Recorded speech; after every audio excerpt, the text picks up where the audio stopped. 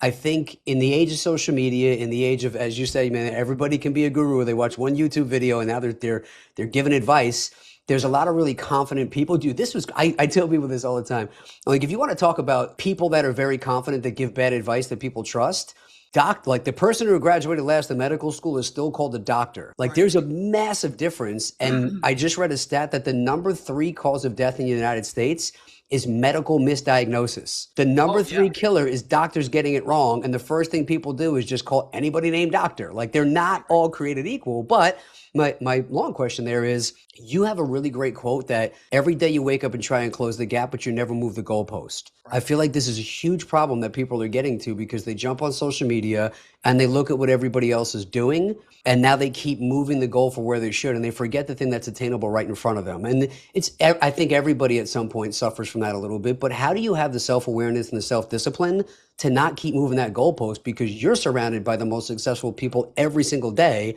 And it's probably hard at some point to go, well, why don't I go do what that person does? But you got to stay true to Tom Kroll. Yeah, I think it's again, it's the ancient principles. It's you got to focus more on fewer things. You've got to be a good. You have to remember this is not your money. You are only the temporary steward of money, and the better steward of money you are, the more you will be put in charge of.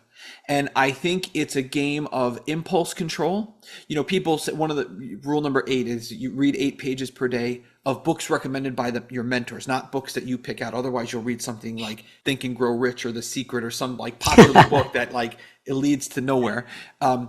So I think that the key here is you got to read 8 pages per day because that is a remedy to impulse control. It's kind of like a plane, right? All of this whole adventure is like a plane. There's thrust, there's lift, there's weight, and there's drag.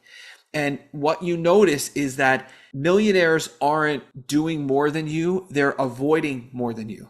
And I think that life is short, and you have to always, if once you know the difference between wealth and success, and you it's very clear to see. Now, I'm not saying that there's not a season of hustle, but these people who have these posters that say, keep hustling, stay hungry. What? What? No. Like, it's a season. It's not a lifestyle, right? You hustle so you don't have to hustle, right? Like, so I think that when you have these entrepreneurs who are moving the goalpost, they have become so involved in the hustle and in the moving the goalpost and in the comparison game of how much do you have in your bank. I remember that, I won't mention the name, but somebody that everybody is very, very popular. And everyone listening to your podcast knows him, and he never talks to me, right? He never talks to me. I've tried to reach out a few times and with him. And I sold, it was my third exit, and it was a good size exit. And, he called me out of the blue, and I'm like, what? No, why is he calling me? He's like, hey, I heard you sold your business. Congratulations. He goes, so how much did you get for it? And I'm like, oh man, like you could just hear, like that's the mindset. So I think the key is once you really have identified what is your definition of your ideal, of your success, and what is that gap? How close are you to it?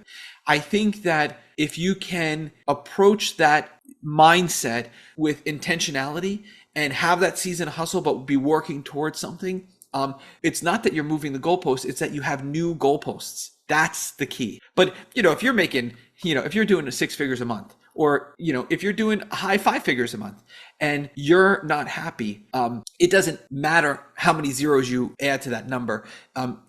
Money is not the problem. You're the problem. There is no joy. If you're making 6 figures per month, I promise you, you won the game, and there is no joy in running up the score of a one game. You just lose every other game in life.